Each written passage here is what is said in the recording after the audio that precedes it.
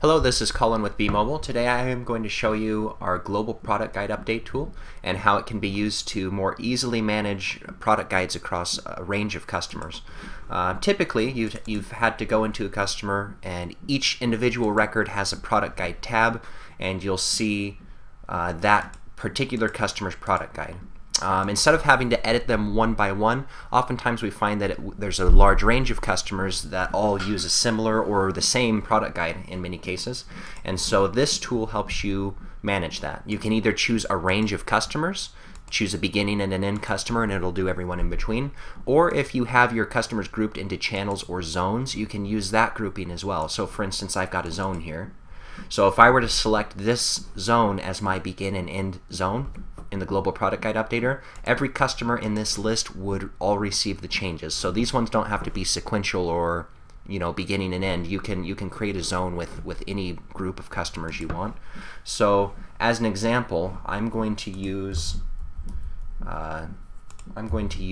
my zone, and from there, you just build it like you would if you were doing it on one customer. It's just that when you finally are finished and you click the process button down here, it makes those changes for everyone in the grouping that you've chosen. Typically, I advise only do one grouping at a time. So if you want customers, do customers. Don't fill in like a beginning and end customer and a zone. It's probably best to just do one at a time to keep everything clear. But we could either we add items to the list if we want to. So if I want to add these items to a product guide, I would do this. When I click process, it will go through every customer in this zone and see if they have this item. If they do have it, it will update that record with whatever I've typed in here. So if I typed in $15 as the price, every product guide for everyone in zone 1 would have $15 as the price for this particular item.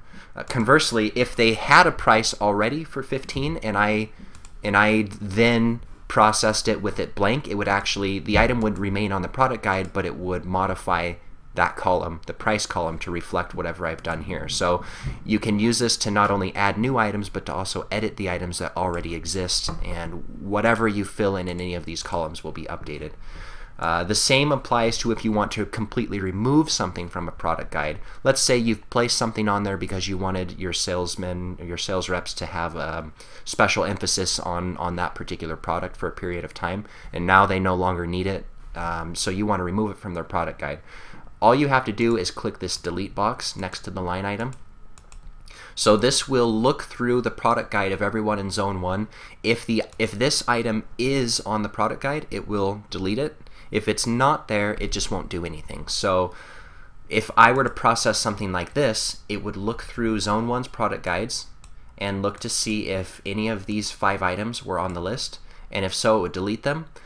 Also, at the same time, it would look through to see if the product guides have any of these items, and it would either add them if it doesn't, or it would, if the customers do have these items already, it would update those records to reflect whatever I've typed in here.